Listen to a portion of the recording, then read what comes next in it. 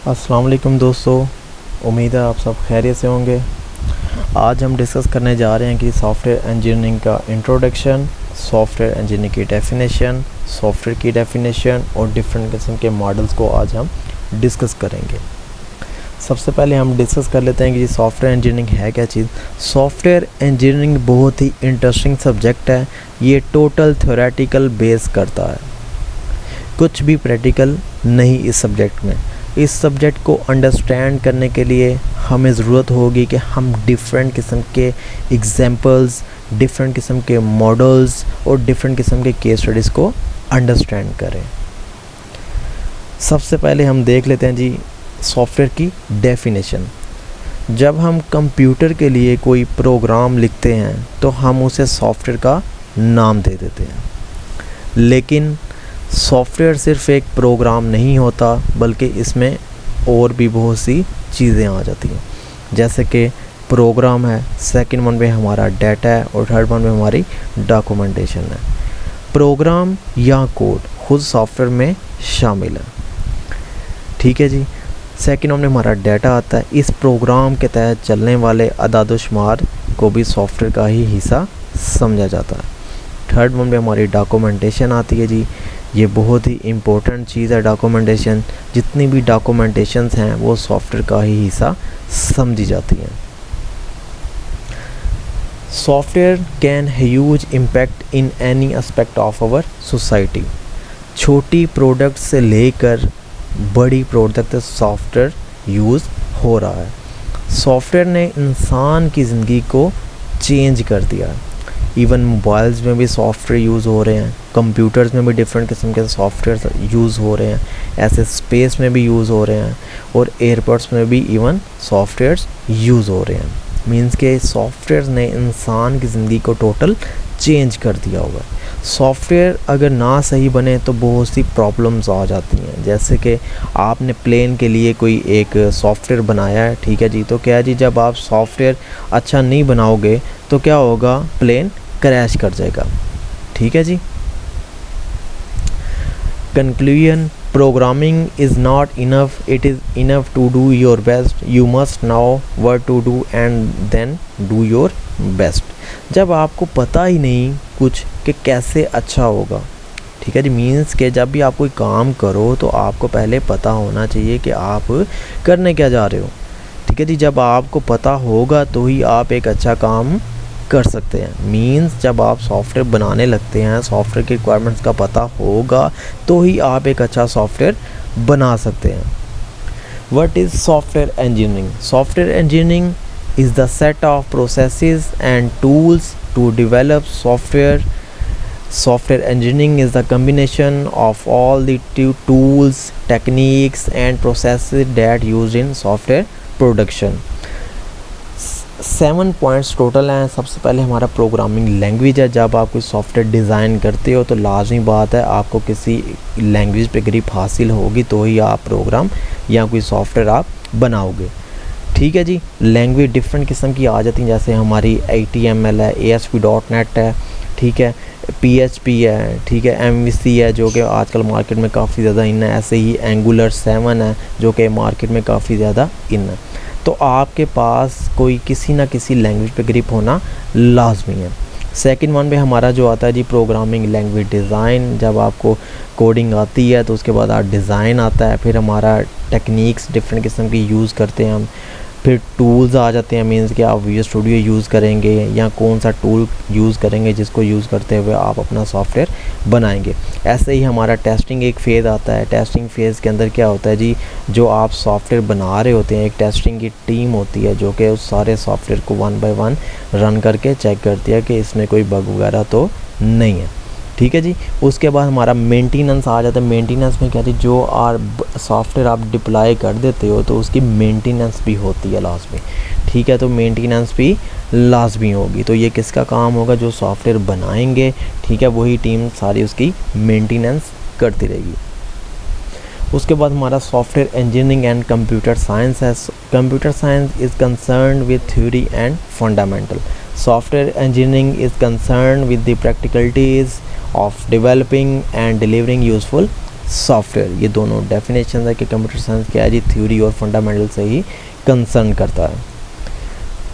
उसके बाद हमारा आ जाता है software engineering and system engineering. System engineering is concern with all aspects of computer based system development including hardware, software and process engineering. Software engineering is the part of this process. Software process में 4 हमारे जो main point होते हैं। सबसे पहले हमारी specification है, second one पे हमारी डेवलपमेंट है, थर्ड वन पे हमारी वैलिडेशन और फोर्थ वन पे हमारी एवोल्यूशन। अब स्पेसिफिकेशन में क्या आता है जी, where customers and engineer define the software to be produced and the constraint on its operation.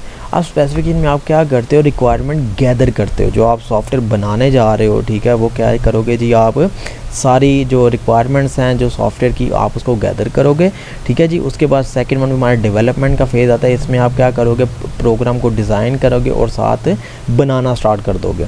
Third one पे हमारा वैलिडेशन आता है। वैलिडेशन में क्या है जी, जो आपने रिक्वायरमेंट्स गैदर की वो बिल्कुल ठीक है या नहीं, मीन्स कि आप कस्टमर की रिक्वायरमेंट के बिल्कुल एन मुताबिक आप सॉफ्टवेयर बना रहे हो या नहीं बना रहे।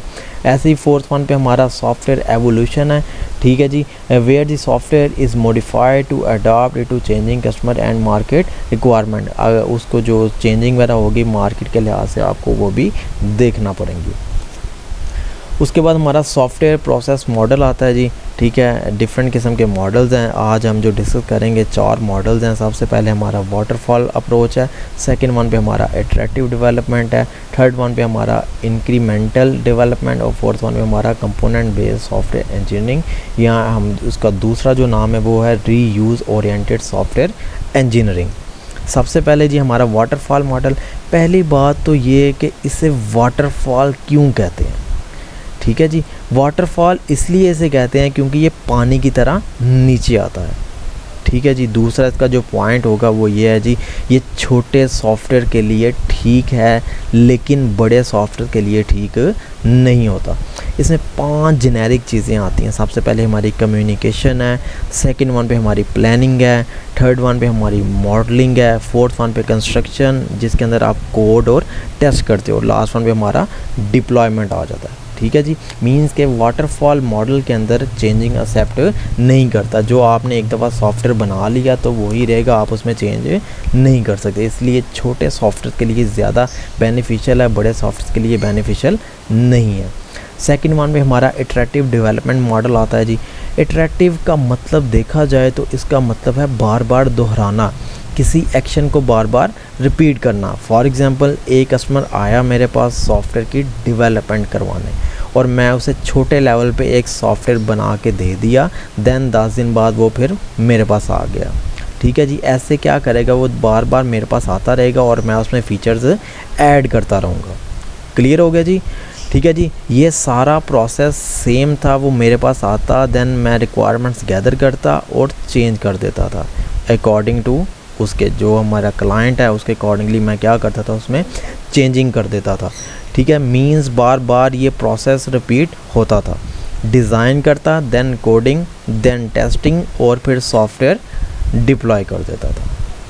क्लियर हो गया जी इटरेटिव डेवलपमेंट। आई होप कि आपको अच्छे से अंडरस्टैंड हो गया होगा, ठीक है जी। ये इसका इटरेटिव डेवलपमेंट का जो स्ट्रक्चर है कि कैसे काम करता है वो ये सारा मेंशन है स्लाइड के ऊपर।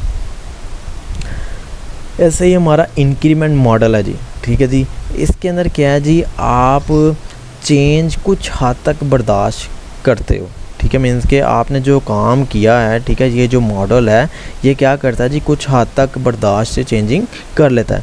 कुछ सेट ऑफ फीचर्स को लिया और काम किया, मीन्स स्टेप बाय स्टेप हमने सॉफ्टवेयर कंप्लीट कर लिया, ठीक है। फॉर एग्जांपल 3 मॉड्यूल सॉफ्टवेयर के अपडेट, डिलीट एंड सेव, एक मॉड्यूल बनाया और दे दिया। इसे हम मिनी वाटरफॉल मॉडल भी कहते हैं।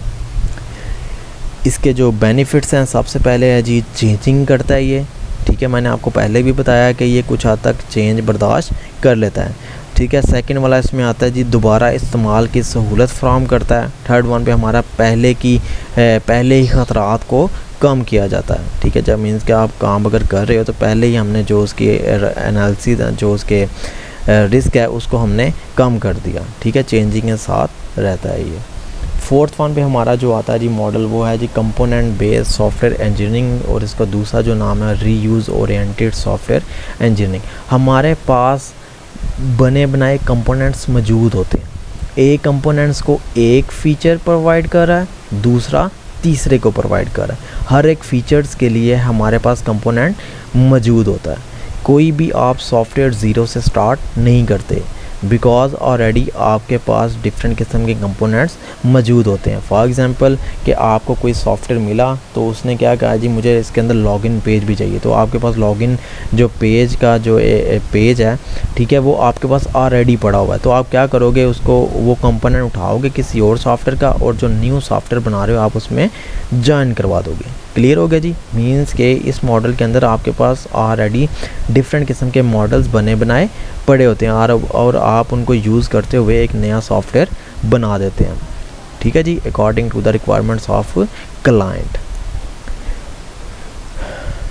Difference between incremental and iterative model, ठीक है जी, मैंने आपको पहले भी बताया कि इटरेटिव और इंक्रीमेंट मैंने बता दिया, लेकिन स्टेप बाय स्टेप मैं आपको बता दूं कि क्या करते हैं सॉफ्टवेयर बनाते इंक्रीमेंट मॉडल में। मींस के जो इंक्रीमेंट मॉडल है उसमें हम क्या करते हैं जी, स्टेप बाय स्टेप सॉफ्टवेयर बनाते हैं।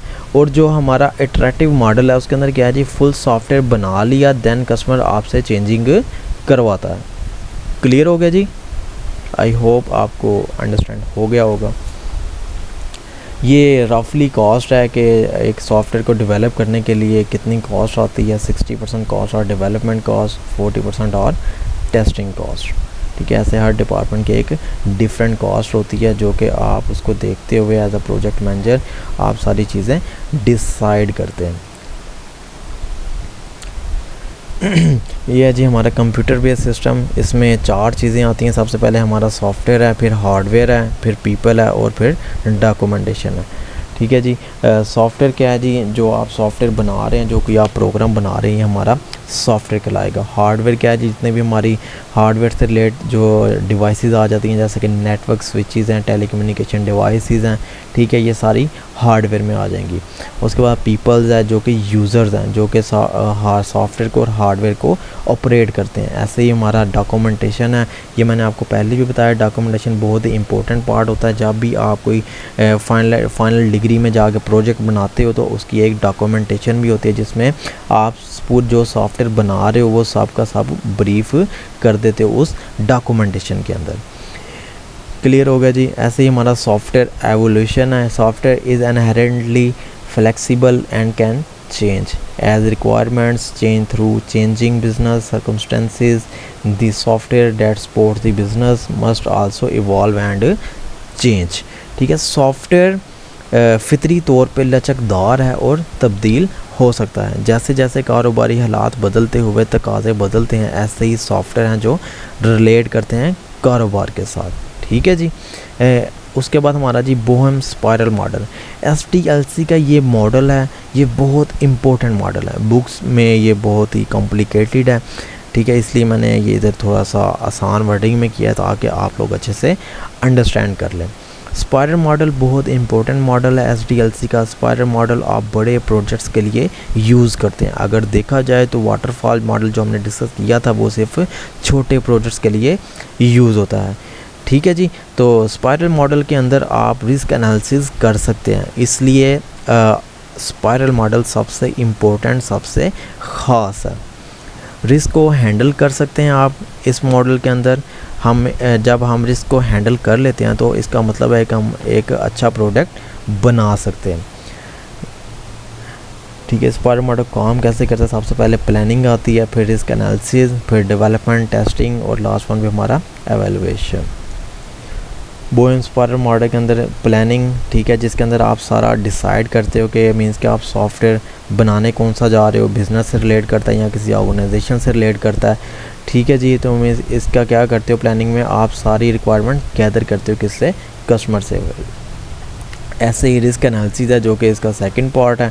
थर्ड वन में हमारा डेवलपमेंट एंड टेस्टिंग आता है जी। डेवलपमेंट एंड टेस्टिंग के अंदर क्या है जी, आप कोड करते हो और उसके बाद क्या करते हो जी, टेस्टिंग करते हो। लास्ट वन पे हमारा एवेलुएशन है। एवेल्यूएशन के अंदर क्या है जी, आप सॉफ्टवेयर को डिप्लॉय कर देते हैं। उम्मीद है आप सबको समझ आ गई होगी आज के लेक्चर की। मिलते हैं नेक्स्ट लेक्चर में।